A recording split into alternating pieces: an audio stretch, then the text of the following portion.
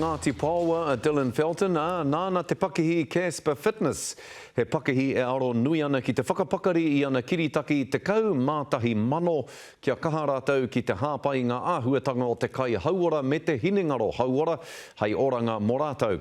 I ngā wā o mua, hi roto a Felton i te waha o te parata, ko te mate ā wangawanga, mate waipiro me te mate kai whakapōauau ngā tipua e patu ana i tōna wairua me tōna tinana.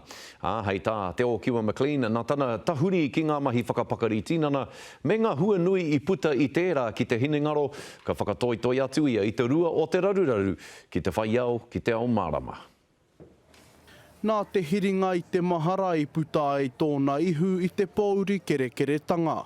Have a focus, have a vision, put some goals in place and never give up. Mai anō i tōna rangatahitanga ki tōna pakeketanga, i Pākia Dylan Felton e te mate māharahara me te hina pauritanga.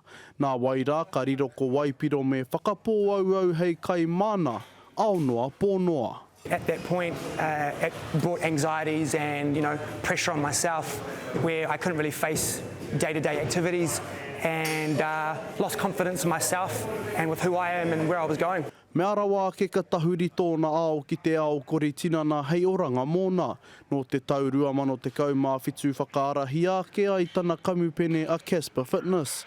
Hei āwhina i te tūmata nui kia pakari a tinana, a hinengaro anō hoki. We have one of the most supportive systems in the world where people can come along, they get nutrition plans, training plans, and they just flourish in life. But like I always say to everyone, you can't just focus on the body. If you have a strong body but not a strong mind, it just doesn't work. You need to focus on the mind. Once you have a strong mindset, then you have a good following through with the body. Koni atu i te tekau mātahi mano ana apataki huri noa i te ao. Ka mutu e hia mano nei rātau kua whai hua nui i tēnei kaupapa. Casper Fitness is now in Europe, Asia, United States of America, Australia, but I always bring it home. My biggest followers and friends and whānau is obviously Aotearoa. 1, 3, 9. Tuia ki tēnā he mea hiki ake e au te mānuka. Let's go. Chuck them down, brother. Throw them down. Ka mutu i tēnei te wiki whakakapi, te marama whakatairanga i te hauora tāne, anei tana raurau iti. For the next week, anybody that approaches me on my Casper Fitness social media, they just send me a direct message. I'll personally message them back and go through some customs with them and hook them up with a free meal plan, training plan, and just get them on the right journey to, getting a stronger mindset. 3. And then so on, so on.